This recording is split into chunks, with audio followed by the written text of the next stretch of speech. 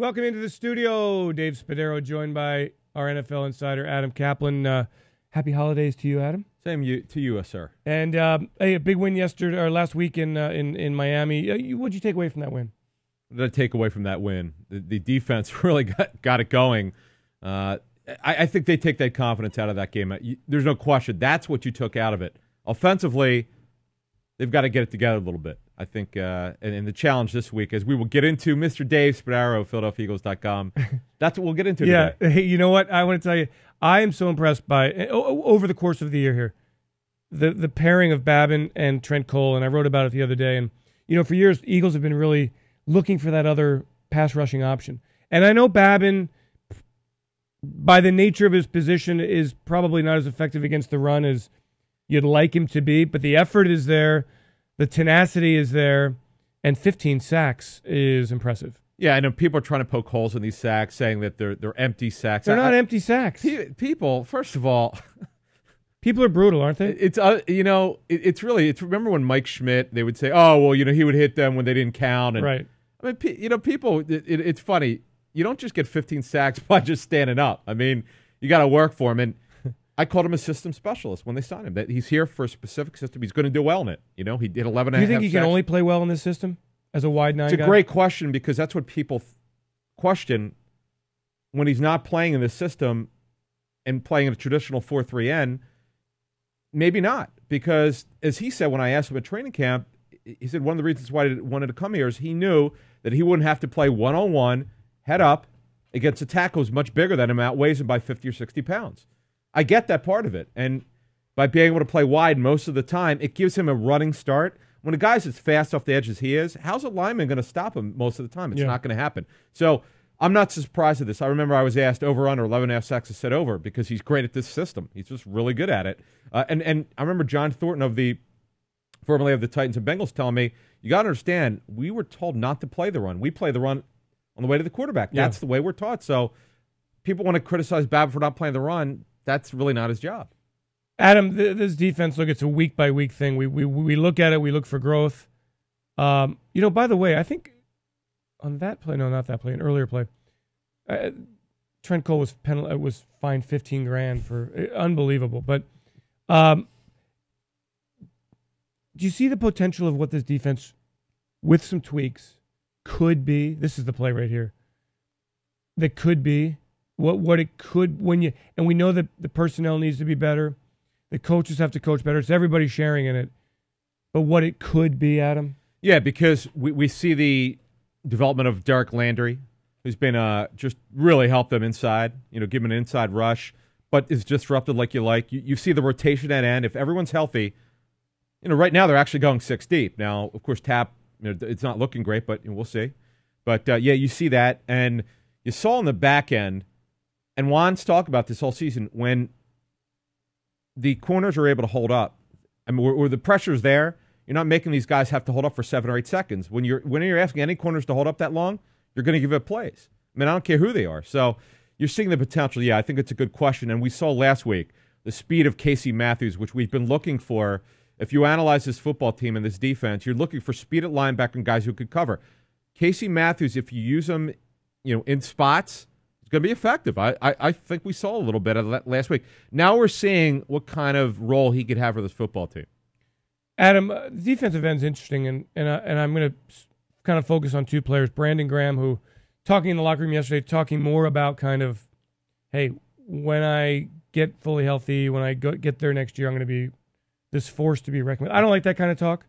There's still 3 games. Season. Yeah, right. There's still 3 games here. Right. Where do you see this kid progressing? It's a good question. He probably is almost jealous to a point where these guys are doing so well. He's like, man, I want to be in there and helping, but he's got to earn his time. Right now, he's not kind of earning his. Why is he not role. earning his time? It starts in practice. If I've learned anything covering the league, coaches have always told me, I'll go, it matters in practice. Right. Matters. I'll say, well, why isn't he playing? He's like, have you been in practice?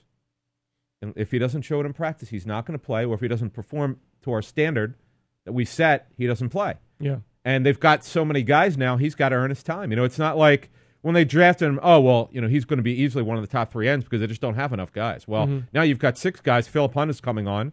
We kind of knew at some point he might help, and he has. Now, here's the issue. Does he get it mentally? Does he understand, hey, I need to show up to OTAs in great shape? Or, can't use the lockout excuse for ballooning. You can't have that. He's got to have a great offseason. It'll be almost 2 years removed from the knee injury. Then you'll see how much he can contribute. I don't know. I think the jury's out on this kid. Everybody knows who's followed this show and me on it and has read me over the years. I've really liked Brandon Graham as a talent, but he has not been the same since the knee injury. We're going to see. The jury is clearly out on this guy. What's the defense's most critical focus against the Jets? Stopping the run and making Mark Sanchez be a thrower. If you make him throw the ball over more than 30 times, I know he's great in the red zone. That's fine. Well, we'll see if they can get down to the red zone. If you make him throw, they're going to be in trouble because he makes a lot of Mel errors. Good matchup for the Eagles? Not a good matchup? If they stop the run, it's a fine matchup. Now, because Sanchez is a limited thrower, Santonio Holmes could beat you at any time because he's explosive. The thing is, because Sanchez, his accuracy is so random, you just don't know if he's going to be effective. Dustin Keller's a player at tight end. The Eagles have not done well historically against athletic tight ends. Overall, their numbers are they've done a better job against the tight ends, but if you break down against athletic tight ends, they seem to struggle a little bit. And Burris in the red zone, everybody knows what Burris has done against the Eagles. So, yeah. And they're just, the thing about, now you have to understand the reason why they're better in the red zone is because Sanchez will run it in. I think he's 7 rushing touchdowns.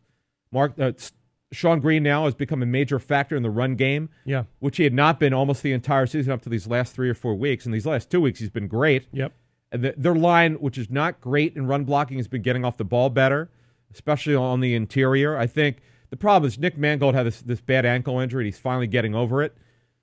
And the other thing is they're able to get a lead. They're able to protect the lead, and their schedule's been very nice so far. The last couple of weeks they've had a pretty good schedule. And now who they play before the Colts? Well, remember Buffalo, the game they really should have lost. Right. They really should have lost it. If Stevie Johnson wouldn't have been a knucklehead, they would have probably lost that game. Yeah. So the fact of the matter is the Jets are playing well right now, and their defense is playing well. And as you'll see in tonight's Eagles Nightly, what they do on defense, I love it. I love it. I want to talk about them. Yes. I think the matchup, the Eagles' passing game against the Jets' coverage scheme. Difficult, man. Is it because they certainly have the personnel, but is the scheme itself? Marty talked about it. They bring in a lot of personnel groupings and try to confuse you that way. And it's the confusion, as you'll see tonight, confusion and deception. What you think you've seen on tape and what you think you see pre-snap is nothing like you'll get post-snap.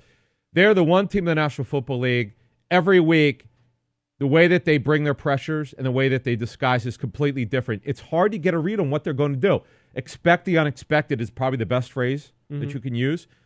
It is so much fun. What Greg Cosell, just watching him break this thing down, he loved it. You could see how excited he was because he knows that we all know that the coaches, Michael Vick, they're spending a lot of time. I don't think Vick will ever have to study this much trying to break down a defense because he has no idea what's going to come. And Aaron Maben, who couldn't play in this league, is a factor. 9 sacks. I mean, it's great. Aaron Maben is a classic example to me of every player is talented in this league, and you have to be in the right scheme, and you have to get good coaching.